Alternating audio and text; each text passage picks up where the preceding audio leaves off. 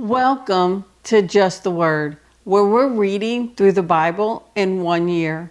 And I'm Net. Today's reading will come from Judges chapters 20 and 21. Judges chapter 20. Then all the Israelites from Dan to Beersheba and from the land of Gilead came out as one man and assembled before the Lord in Mizpah. The leaders of all the people, the tribes of Israel, took their places in the assembly of the people of God, 400,000 soldiers armed with swords. The Benjamites heard that the Israelites had gone up to Mizpah. Then the Israelites said, "Tell us how this awful thing happened." So the Levite, the husband of the murdered woman, said, "I and my concubine came to Gibeah in Benjamin to spend the night. During the night, the men of Gibeah came after me and surrounded the house, intending to kill me. They raped my concubine, and she died. I took my concubine, cut her into pieces, and sent one piece to each region of Israel's inheritance, because they committed this lewd and disgraceful act in Israel. Now, all you Israelites, speak up and give your verdict." All the people rose as one man, saying, "None of us will go home. No, not one of us will return to his house. But now this is what we'll do to Gibeah.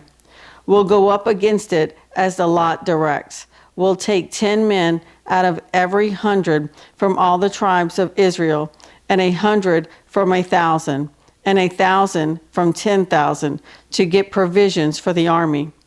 Then, when the army arrives at Gibeah in Benjamin, it can give them what they deserve for all this vileness done in Israel." So all the men of Israel got together and united as one man against the city. The tribes of Israel sent men throughout the tribe of Benjamin, saying, "What about this awful crime that was committed among you? Now surrender those wicked men of Gibeah, so that we may put them to death and purge the evil from Israel." But the Benjamites would not listen to their fellow Israelites. From their towns they came together at Gibeah to fight against the Israelites. At once the Benjamites mobilized 26,000 swordsmen from their towns, in addition to 700 chosen men from those living in Gibeah. Among all these soldiers, there were 700 chosen men who were left-handed, each of whom could sling a stone at a hair and not miss. Israel, apart from Benjamin, mustered 400,000 swordsmen, all of them fighting men. The Israelites went up to Bethel and inquired of God. They said, "Who of us shall go first to fight against the Benjamites?" The Lord replied, "Judah shall go first." The next morning, the Israelites got up and pitched a camp near Gibeah. The men of Israel went out to fight the Benjamites and took up battle positions against them at Gibeah. The Benjamites came out of Gibeah and cut down 22,000 Israelites on the battlefield that day. But the men of Israel encouraged one another and again took up their positions where they had stationed themselves the first day. The Israelites went up and wept before the Lord until evening, and they inquired of the Lord. They said, "Shall we go up again to battle against the Benjamites, our brothers?" The Lord answered, "Go up against them." Then the Israelites drew near to Benjamin the second day. This time, when the Benjamites came out from Gibeah to oppose them, they cut down another 18,000 Israelites, all of them armed with swords. Then the Israelites, all the people, went up to Bethel, and there they sat weeping before the Lord. They fasted that day until evening and presented burnt offerings and fellowship offerings to the Lord. And the Israelites inquired of the Lord. In those days, the ark of the covenant of God was there, with Phinehas, son of Eleazar, the son of Aaron, ministering before it. They asked, Shall we go up again to battle with Benjamin, our brother, or not?" The Lord responded, "Go, for tomorrow I will give them into your hands." Then Israel set an ambush around Gibeah. They went up against the Benjamites on the third day and took up positions against Gibeah as they had done before. The Benjamites came out to meet them and were drawn away from the city. They began to inflict casualties on the Israelites as before, so that about 30 men fell in the open field and on the roads, the one leading to Bethel and the other to Gibeah. While the Benjamites were saying, "We are defeating them as before," the Israelites were saying, "Let's retreat and draw them away from the city to the roads." All the men of Israel moved from their places and took up positions at Baal Tamar, and the Israelite ambush charged out of its place on the west of Gibeah. Then 10,000 of Israel's finest men made a frontal attack on Gibeah. The fighting was so heavy that the Benjamites did not realize how near disaster was. The Lord defeated Benjamin before Israel, and on that day the Israelites struck down 25,100 Benjamites, all armed with swords. Then the Benjamites saw that they were beaten. Now the men of Israel had given way before Benjamin because they relied on the ambush they had set near Gibeah. The men who had been in ambush made a sudden dash into Gibeah, spread out, and put the whole city to the sword. The men of Israel had arranged with the ambush that they should send up a great cloud of smoke from the city, and then the men of Israel would turn in the battle. The Benjamites had begun to inflict casualties on the men of Israel, about 30, and they said, "We are defeating them, as in the first battle." But when the column of smoke began to rise from the city, the Benjamites turned and saw the smoke of the whole city going up into the sky. Then the men of Israel turned on them, and the men of Benjamin were terrified because they realized that disaster had come upon them. So they fled before the Israelites in the direction of the desert, but they could not escape the battle. And the men of Israel who came out of the towns cut them down there. They surrounded the Benjamites, chased them, and easily overran them in the vicinity of Gibeah on the east. 18,000 Benjamites fell, all of them valiant fighters. As they turned and fled toward the desert to the rock of Rimmon, the Israelites cut down 5,000 men along the roads. They kept pressing after the Benjamites as far as Gidom and struck down 2,000 more.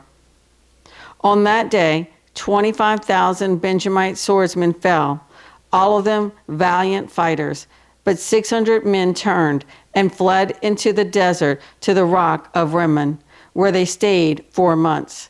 The men of Israel went back to Benjamin and put all the towns to the sword, including the animals and everything else they found. All the towns they came across, they set on fire. Judges chapter 21. The men of Israel had taken an oath at Mizpah. Not one of us will give his daughter in marriage to a Benjamite. The people went to Bethel, where they sat before God until evening, raising their voices and weeping bitterly. "O Lord, the God of Israel," they cried, "why has this happened to Israel? Why should one tribe be missing from Israel today?" Early the next day, the people built an altar and presented burnt offerings and fellowship offerings. Then the Israelites asked, "Who from all the tribes of Israel has failed to assemble before the Lord?" For they had taken a solemn oath that anyone who failed to assemble before the Lord at Mizpah should certainly be put to death. Now the Israelites grieved for their brothers, the Benjamites. "Today, one tribe is cut off from Israel," they said. "How can we provide wives for those who are left, since we have taken an oath by the Lord not to give them any of our daughters in marriage." Then they asked, "Which one of the tribes of Israel failed to assemble before the Lord at Mizpah?" They discovered that no one from Jabesh Gilead had come to the camp for the assembly. For when they counted the people, they found that none of the people of Jabesh Gilead were there. So the assembly sent 12,000 fighting men with instructions to go to Jabesh Gilead and put to the sword those living there, including the women and children. "This is what you are to do," they said. "Kill every male and every woman who is not a virgin." They found among the people living in Jabesh Gilead 400 young women who had never slept with a man, and they took them to the camp at Shiloh in Canaan. Then the whole assembly sent an offer of peace to the Benjamites at the rock of Rimmon. So the Benjamites returned at that time and were given the women of Jabesh Gilead who had been spared. But there were not enough for all of them. The people grieved for Benjamin because the Lord had made a gap in the tribes of Israel. And the elders of the assembly said, "With the women of Benjamin destroyed, how shall we provide wives for the men who are left? The Benjamite survivors must have heirs," they said, "so that a tribe of Israel will not be wiped out. We can't give them our daughters as wives, since we Israelites have taken this oath. Cursed be anyone who gives a wife to a Benjamite. But look, there is an annual festival of the Lord in Shiloh, to the north of Bethel, and east of the road that goes from Bethel to Shechem, and to the south of Lebonah."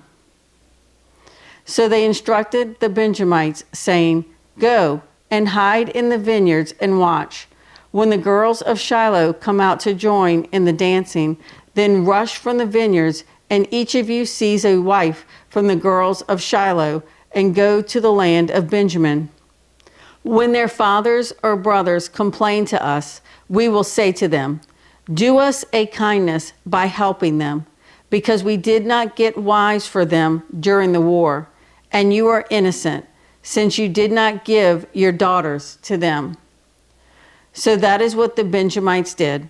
While the girls were dancing, each man caught one and carried her off to be his wife. Then they returned to their inheritance and rebuilt the towns and settled in them. At that time, the Israelites left that place and went home to their tribes and clans, each to his own inheritance. In those days, Israel had no king. Everyone did as he saw fit. Thanks for joining Just the Word. See you tomorrow.